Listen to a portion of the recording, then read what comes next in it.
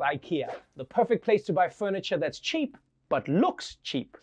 The Swedish company has decided to release an easy version of the recipe for its famous meatballs so that you can make the meatballs at home. Yeah, and since quarantine already has you fighting with your significant other, once you've got the meatballs, you'll have the entire IKEA experience. Now, this is a really cool idea.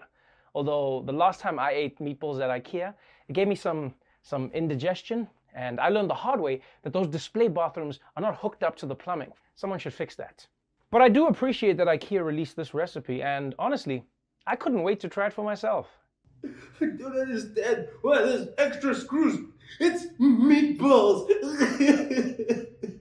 All right, I wasn't crying. This next story is for everyone out there who's forced to work from home. Do you feel like your work is taking over your living space? Well, you should thank your lucky stars that you don't live with this guy. Banksy striking again, this time in his own bathroom. Yeah, not sure if you'll like this, Kim. Take a look. England's mysterious street artist posting these photos online showing rats running amok during the lockdown in the artist's bathroom. One rat hanging from a light switch by its tail, looking down at another hanging from a towel holder while squirting toothpaste onto the wall. There's also this one of a rat playing on a roll of toilet paper. There's also one by the toilet, which you probably don't want to look closely at. Yikes. Man, I don't know how Banksy did it, but I want in on this scam.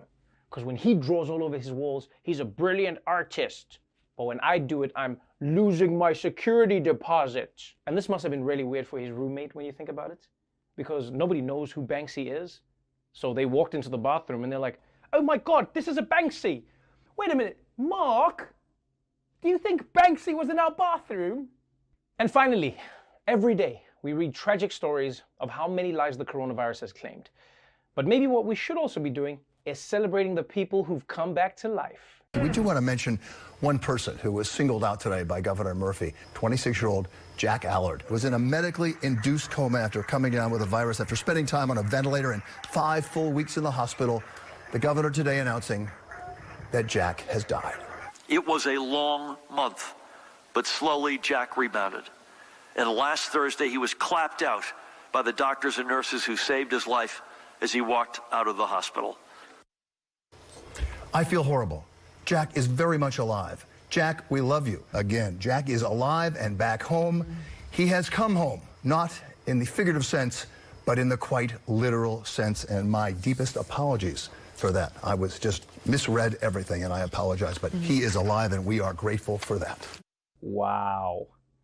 That was quite the emotional roller coaster. Jack has tragically died, and I'm hearing Jack is very much alive. Good on you, Jack. Okay, let's turn to Glenn for the weather forecast. Glenn? Oh my God, he's dead! Oh no, wait, he's on the other side. Sorry, Glenn. What's the weather looking like? I actually wonder if this is what happened with Jesus.